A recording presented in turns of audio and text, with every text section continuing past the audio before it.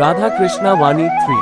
किसी भी वस्तु को बांध सकने के लिए किसी बंधन का, किसी रस्सी का होना आवश्यक है, परंतु इस रस्सी को बांधने की शक्ति कौन देता है? वो धागे जिनसे जुटकर ये रस्सी बनी है। अब बताइए, प्रेम को किस रस्सी से स्वयं तक बांधेंगे आप? प्रेम बनता है विश्वास से, और विश्वास की डोरी के धागे सत्य के धागों से बुने जाते हैं। अब क्वेश्चन ये उठता है कि सत्य क्या है? वो जो हमने देखा, वो जो हमने सोचा? नहीं, हमारा सत्य वो है जिस पर हमने विश्वास कर लिया, और विश्वास वो जिसे हमने सत्य समझ लिया। वास्तव में सत्य और विश्वास एक ही सिक्के के दो पहलू हैं। जहाँ सत्य नहीं वहाँ विश्वास की नींव नहीं, और जहाँ विश्वास नहीं वहाँ सत्य अपना धरातल खो देता है। तो यदि किसी का सत्य जानना है तो विश्वास कीजिए, प्रेम का धरातल बन जाएगा और मन प्रसन्न होकर बोलेगा, राधे राधे। राधा कृष्णा वाणी 4। जब भी प्रेम की बात आती है, हम सबसे पहले मन में एक हीरो और एक हीरोइन का चित्रण कर लेते हैं। क्यों, आपके साथ भी यही होता है ना? पर क्या प्रेम केवल हीरो हीरोइन के आकर्षण का बंधन है? नहीं, प्रेम तो परिवार से हो सकता है, माता पिता, भाई बहन से हो सकता है, सखा मित्रों से हो सकता है, देश और जन्मभूमि के लिए हो सकता है, मानवता के लिए हो सकता है, किसी कला के लिए हो सकता है, इस प्रकृति के लिए हो सकता है। पर प्रेम कभी उस पन्ने पर नहीं लिखा जा सकता जिस पर पहले ही बहुत कुछ लिखा हो। जैसे एक भरी मटकी में और पानी आ ही नहीं सकता। यदि प्रेम को पाना है तो मन को खाली करना होगा, अपनी इच्छाएं, अपना सुख सब त्याग कर समर्पण करना होगा। अपने मन से व्यापार हटा दो, तभी प्यार मिलेगा और मन प्रसन्न होकर बोलेगा, राधे राधे। राधा कृष्णा वाणी 5। प्रेम विधाता की सबसे सुंदर कृति है, परंतु हर कृति को संभालना पड़ता है।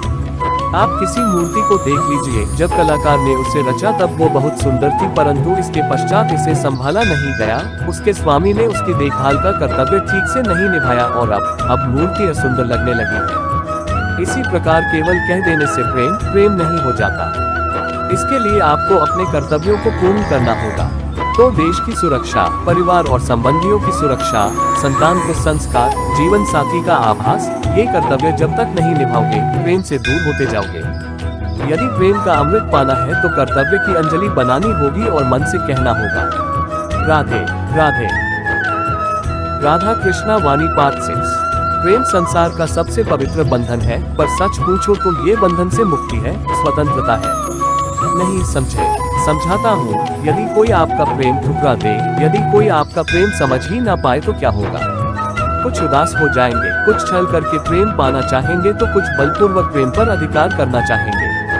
किंतु ये आवश्यक नहीं कि जिससे आप प्रेम करते हो उसे भी आपसे प्रेम हो, क्योंकि प्रेम कोई वस्तु नहीं, ना राज्य है, ना धन जिसे आप बल से अपने वश में कर सको। प्रेम वो शक्ति है जो आपके लिए हर बंधन तोड़ सकती है, किंतु स्वयं किसी बंधन में नहीं फंसती।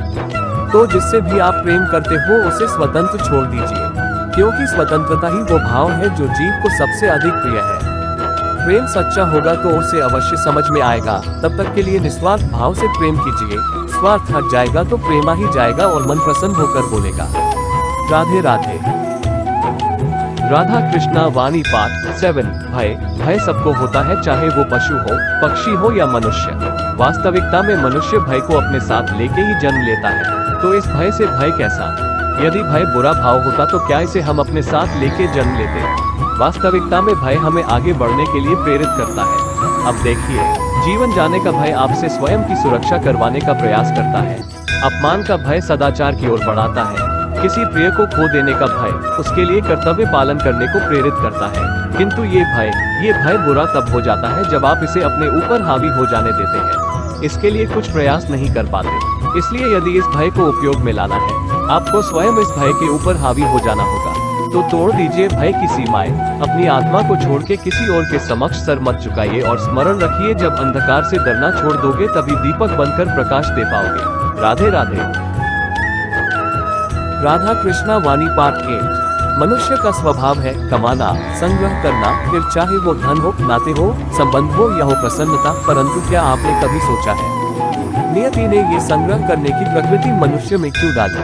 एक बीज से पौधा पनपता है, उसके भोजन से फल संग्रहित होता है। क्यों? इसलिए ताकि वृक्ष उसे स्वयं खा सके? नहीं, बल्कि इसलिए ताकि वो भूखे जीवों में बांट सके। अब आप पूछेंगे कि इसमें वृक्ष का क्या लाभ है, क्योंकि जो बांटता है वो मिटता नहीं। जो फल ये जीव खाते हैं वो उसके बीजों को वातावरण में बिखेर देते हैं, जिससे जन्म लेते हैं नए वृक्ष। उसकी जाति, उसका गुण, उसकी मिठास अमर हो जाती है।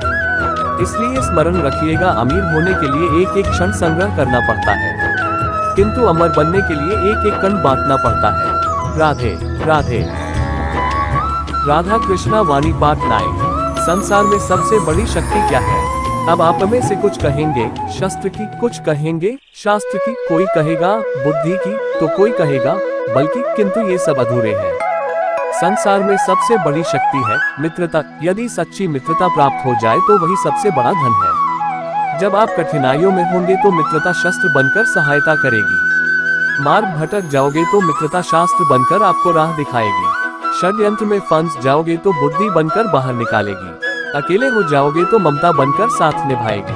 तो यदि इस संसार में कुछ कमाना है तो धन नहीं, मित्रता कमाओ। और स्मरण रखिएगा, यदि इस संसार में मित्र बनाना आपकी सबसे बड़ी दुर्बलता है तो आप इस संसार के सबसे शक्तिशाली प्राणी हैं। राधे राधे। राधा कृष्णा वाणी पाठ 10। जब से मनुष्य जाति का अस्तित्व बना है तभी से युद्ध भी अस्तित्व में आया।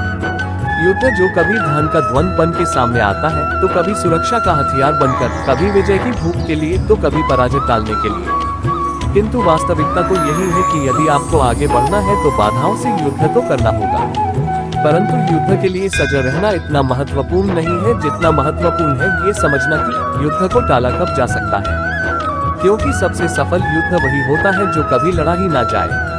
आप युद्ध में विजय प्राप्त करके स्वयं का मान तो बढ़ा लोगे, किंतु अपना बल खो दोगे। इसलिए जहां तक हो सके युद्ध को टालो, इस शक्ति को संग्रहित रखो, ताकि जब ये युद्ध धर्म बन के सामने आए आप उससे पूरे बल के साथ लड़ सको। राधे राधे। वीडियो को लाइक और सब्सक्राइब कीजिए।